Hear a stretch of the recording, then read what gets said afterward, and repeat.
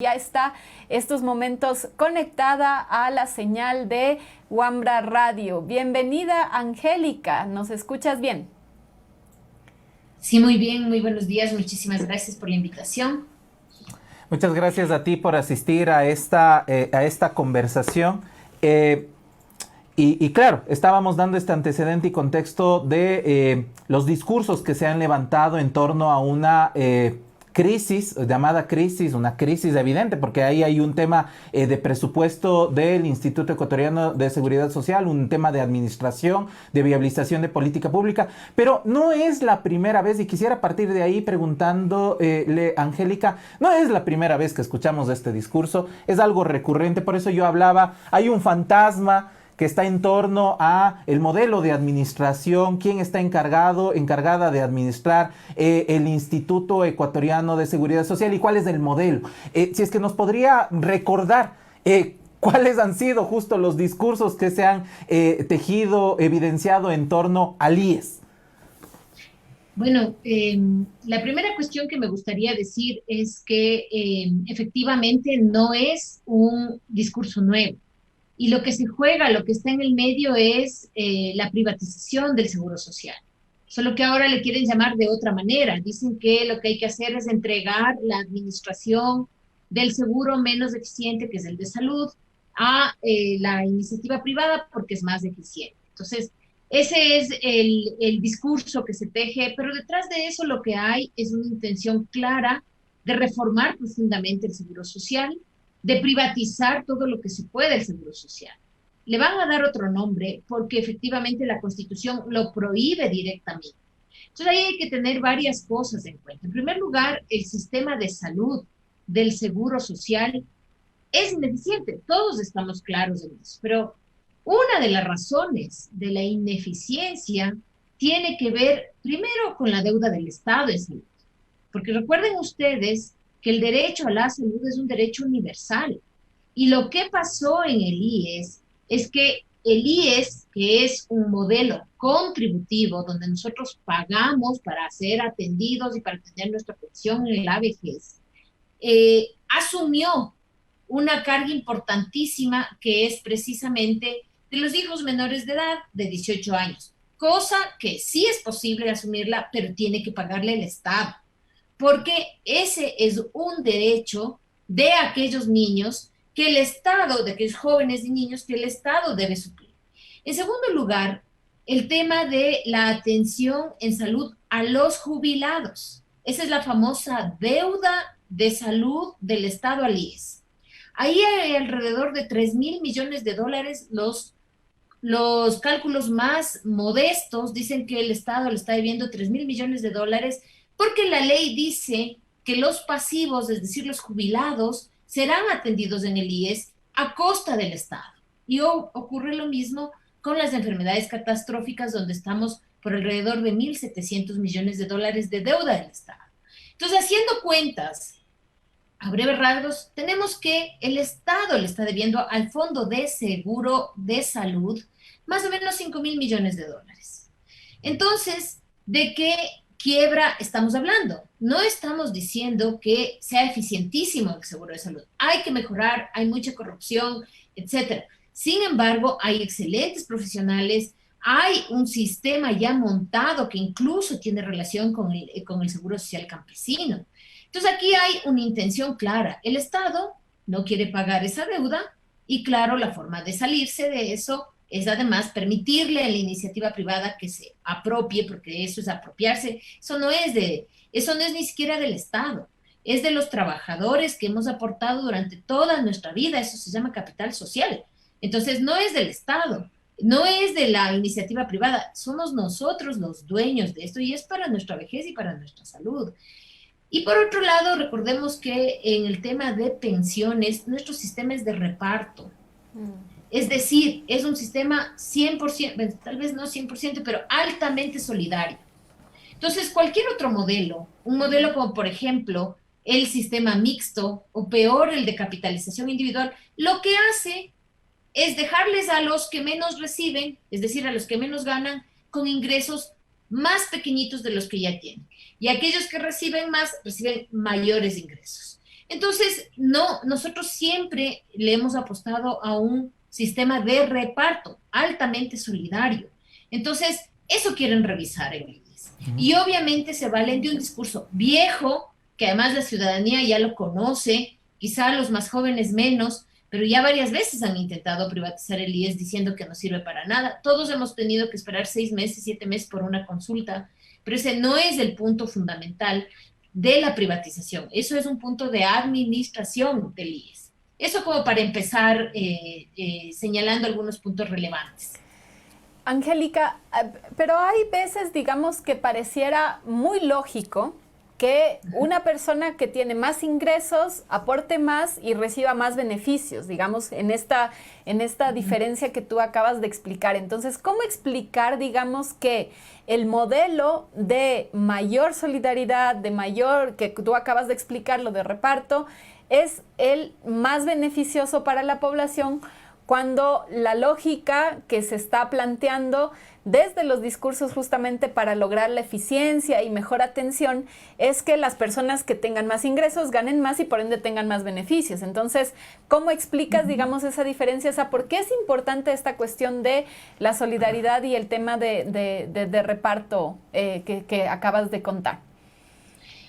Bueno, ahí hay que ir a la génesis del tema de los seguros sociales o la seguridad social, como queramos llamarle, porque cuando, la seguridad social nace, y sobre todo la forma esta que tenemos nosotros de seguros sociales, nace para atender al riesgo social. Es decir, nace para atender aquella situación que se presenta con las personas que pierden sus ingresos por muerte, por enfermedad, por incapacidad, por discapacidad, por incapacidad, porque se accidentan, etcétera. Es para eso que nace. Entonces, cuando nosotros pensamos en eso, los más en situación más difícil son aquellos que menos ingresos tienen. Pensemos en una persona que gana $400. El promedio, digamos, del sueldo es 600, 700. Ahora debe haber bajado sustancialmente con el tema de la pandemia. Pero, digamos que tomemos en cuenta una persona que gana un básico, $400. Y claro, se complementa con lo que hace su pareja, sus hijos, lo que sea. ¿Qué pasa si esa persona pierde el ingreso? Esa familia entera va a la pobreza, porque esos ingresos son mínimos. Entonces, el costo social en términos de sociedad es lo que va a cubrir el IES. Entonces, no está pensado para dejarnos a nosotros, a aquellos que ganamos más o menos bien o mejor que aquellos que ganan $400, para permitirnos una vida holgada. Está para mitigar los riesgos sociales. Está para mejorar la situación de pobreza. Para eso está la seguridad social. Porque quien tiene dinero tiene cubiertas esas posibilidades o esas urgencias que pueden salir en la vida diaria. Entonces, hay que pensar cuál es el objetivo. Además, por eso nació dentro de las mismas organizaciones de trabajadores, a través de los llamados mutuos, que eran pequeñas cajitas de ahorros que servían para asistir a las viudas en ese tiempo, en el siglo XIX, a finales del siglo XIX. Entonces, los propios trabajadores ahorraban para que después, si se moría el trabajador en accidente de trabajo, le daban una pequeña ayuda solidaria a la viuda. Entonces, nosotros no somos una sociedad sin desigualdad o con bajos índices de desigualdad. No somos una sociedad rica. Entonces no nos podemos dar el lujo de pensar que solo depende de nuestra estabilidad económica, sino que es nuestra sociedad entera la que todavía necesita apoyo sustancial de la solidaridad entre los trabajadores y y también de parte del Estado. Y un puntito más que quisiera agregar. El último estudio que hace la OIT sobre el tema del seguro de pensiones deja en claro que el 40% que apoya el gobierno, que el Estado, a las pensiones jubilares, tienen un carácter regresivo. ¿Qué quiere decir esto? Que están apoyando sobre todo a los de mayores ingresos. Entonces, la recomendación de la OIT en ese punto es ese 40% vaya a las pensiones de menores ingresos, porque esa es una forma de redistribuir efectivamente la riqueza. Entonces yo escucho la máxima pensión en el IES desde 2.200. 2.200 es una cantidad bastante sensata para vivir. Y yo escucho personas que dicen, no, es que yo aportaba sobre 3.500, a mí me tienen que dar 3.500 o 4.000 o 5.000. No tiene esa función la seguridad social, sino más bien evitar el riesgo social de toda la sociedad y sobre todo los más pobres.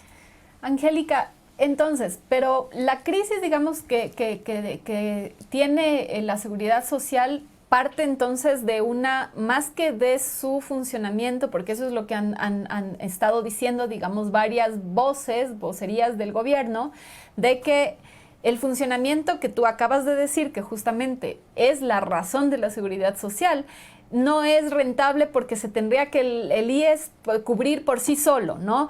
Pero tú estás diciendo que básicamente es la deuda que el Estado tiene para cubrir esas cuestiones lo que está generando, digamos, esta falencia de la seguridad social. Entonces, ¿qué es lo que se tiene que hacer? ¿Cuál sería la solución? Si es que no es el tema de que unos hablan de que se tendría que tener más aportaciones, ¿no? Más personas aportando, sobre todo jóvenes, pero si es que no están trabajando, entonces, ¿cómo pueden aportar? Aporte voluntario es una opción, pero ¿cuál sería la solución para solventar esto? Que no sea la propuesta que está planteando el gobierno de Lasso, que va en camino de la privatización. ¿Cuál sería otra solución? Bueno, hay varias cuestiones, ¿no? La situación del IES es compleja en general, pero una primera cuestión que me gustaría señalar es la que tú mencionas.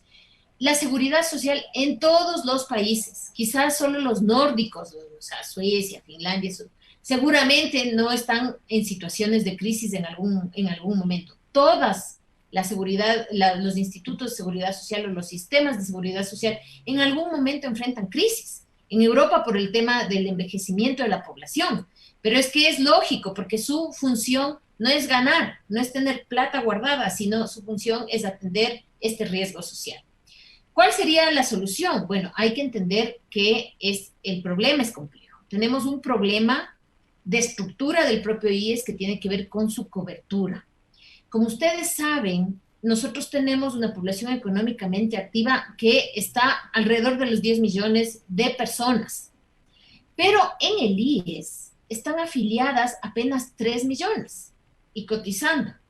O sea, ahí tenemos una brecha gigantesca. ¿Eso qué significa? Que esos 7 millones de personas, esos 6 millones de personas no van a tener jubilación. Y ese es un costo para el Estado. Porque si bien ahorita, digamos, si es que lo asume la Seguridad Social, es un costo de los trabajadores, pero si no lo asume la Seguridad Social, es un costo para el Estado y va a salir de los impuestos. Entonces, un primer elemento es que hay que ampliar la cobertura. ¿Cómo amplías la cobertura? Porque lo que tú decías, yo me puedo afiliar voluntariamente, pero el sistema está pensado en el obrero de fábrica, es decir, en la relación de dependencia. Ya no hay pues ese tipo de trabajo como debería haber, todos quisiéramos que haya esta relación de dependencia. Ahora hay un montón de mecanismos de precarización de la relación laboral sin seguridad social. Un ejemplo clarísimo de esto es el tema de las trabajadores de delivery o de las apps, ¿no es cierto? Ellos son trabajadores, pero tienen un contrato de arrendamiento de servicios, pero son 60.000 trabajadores. ¿Qué tal si ellos estuvieran aportando al IES? Tenemos 60.000 aportantes más al IES. Entonces hay que pensar en paquetes que permitan que quienes no tienen una relación de dependencia se afilien, porque en este momento es demasiado caro, porque el propio autónomo, o sea, por ejemplo, yo que soy una abogada en libre ejercicio, yo en mi afiliación al IES tengo que pagar lo que pagaría mi empleador y lo que pago yo misma. O sea, es carísimo para quienes están en una relación sin dependencia. Entonces, primer elemento, el tema de la cobertura. Hay que ampliar esa cobertura. Segundo elemento, el Estado tiene que pagar su deuda. Tiene que pagarla. Porque estamos hablando de 5.000 millones de dólares, que es nuestra plata. No es que nos está regalando, es nuestra plata. Él se gastó nuestra plata porque no pagó a la seguridad social los servicios que da la seguridad social y está en la ley. Entonces, esta es una primera cuestión. Una segunda cuestión, sí hay que revisar el tema de las pensiones. Yo no estoy de acuerdo con que se aumente la edad ni con que se aumenten los aportes. Sí, sin embargo, sí estoy de acuerdo con que se haga, por ejemplo, al BIES una banca de primer piso. Porque el BIES en este momento es una banca de segundo piso, es una banca de inversión y que resulta que los trabajadores que ponemos la plata ahí no podemos sacar préstamos directamente, o aquellos que no están afiliados en el IES no pueden utilizar al BIES como banca de primer piso. Entonces van a esos grandes bancos que están afuera con unas tasas tremendas y que obviamente eso a nosotros no nos revierte en nada. Entonces a mí me parece que ese es otro mecanismo para mejorar los ingresos. Y el tema de la administración, nadie puede cerrar los ojos que el IES ha sido un foco de corrupción. Ninguno, nadie. Pero eso hay que asumirlo, hay que tener verdaderos sistemas de transparencia, de participación de todos. Voto universal, digo yo, para quienes van a representar a los trabajadores y a los empleadores también. Ahí. Y además, creo que el papel del representante del Estado debe ser mínimo, porque ellos no son los principales aportantes. Entonces, me parece que todo eso hay que debatirlo y yo creo que también necesitamos posicionarnos. Particularmente pienso que hay que negarse absolutamente a cualquier intento de privatización del IES. Eso ha sido un capital que ha sido defendido por muchos años por los trabajadores y no podemos perderlo por un discurso que no tiene fundamento desde mi punto de vista. Justo sobre este último tema de la administración del IES, si bien en esta conversación y nos queda claro que, y siempre hay que recordarlo finalmente, que el IES depende, es parte, está articulado, es de los pensionistas, las pensionistas, de las afiliadas, pero finalmente hay una administración y hay una delegación por parte del gobierno central, del Ejecutivo, hacia cómo se viabiliza la política desde el IES. Pero hay otro tema también, hay un entorno, en tanto a pensarlo como está en un sistema de seguridad social, en tanto a la atención de salud, en tanto a los créditos, en tanto al tema económico con el BIES.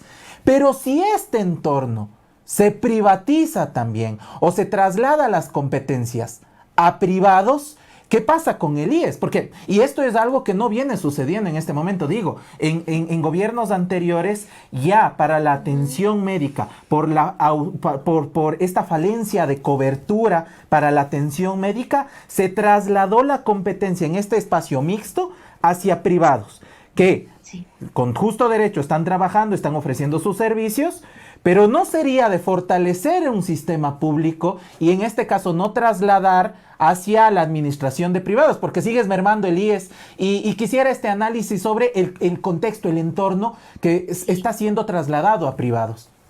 Es súper importante lo que tú mencionas, porque efectivamente el IES ya ensayó esa salida. Y bueno, fíjate que en algún momento el IES estuvo debiendo $700 millones a los privados, a los prestadores de servicios de salud. Esa es una cantidad gigante. Entonces, claro, uno se pregunta, ¿por qué con esos 700 millones no se hacen más hospitales o se contratan los médicos y se les paga como es debido a médicos, a enfermeras y etcétera, ¿no? Entonces, sí, efectivamente, ahí hay un problema. Y el problema para mí, en este análisis, sobre todo de salud, es que hay que entender que la salud es un derecho. Y por tanto, quien tiene que concurrir en primer lugar a solucionar esto es el Estado. Y por tanto es necesario el acuerdo, la coordinación entre el Ministerio de Salud Pública y el IES. El Ministerio de Salud Pública tiene que mejorar su red de salud pública. Se hizo algunos intentos anteriormente, concretamente antes en el gobierno de Rafael Correa, por generar una red de salud pública y luego también por mejorar la salud pública. Esa es una cuestión pendiente. Tiene que mejorarse la salud pública para que se pueda coordinar adecuadamente con el IES. En el mundo, el IES cada vez se hace menos cargo de la salud y es la red de salud pública la que se hace cargo de la salud. Pero claro, en una situación como nuestro país, donde la salud es en este momento la última rueda del coche, no les podemos exigir a los trabajadores abandonen el IES y vayan al sector público.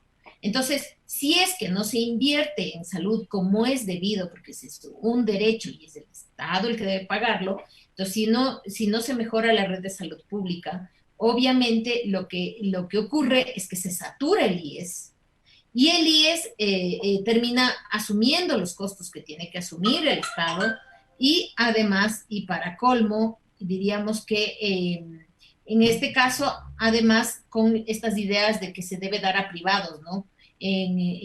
Ya ocurrió en el IES, ya digo, más o menos $700 millones, llegó a deber el IES en un momento, y obviamente se produjeron los grandes negociados, ¿no? Del amigo, del primo, del familiar, no sé qué, y porque la corrupción también es un problema en el IES. Entonces, creo que hay que mirar eso, el entorno es súper importante. Si es que no se mejora la red de salud, pues ahí tendremos al IES como seguirá siendo un hoyo sin salida.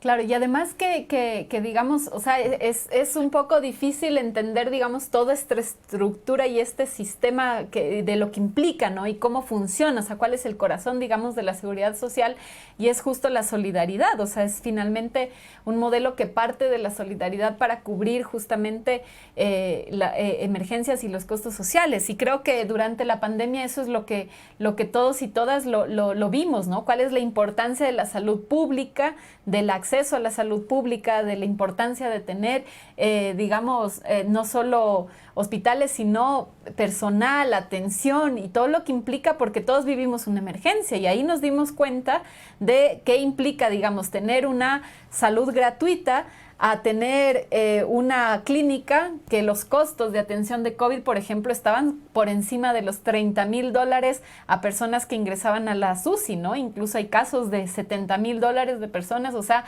que es un poco lo que sucede en otros países que no tienen seguridad social, ¿no? Que no tienen este sistema, digamos, de seguridad social. Entonces, la importancia de comprender y de entender qué implica la seguridad social y por qué es importante defenderla. Muchas gracias, Angélica, por tu entrevista, y esperamos tenerte en otra ocasión.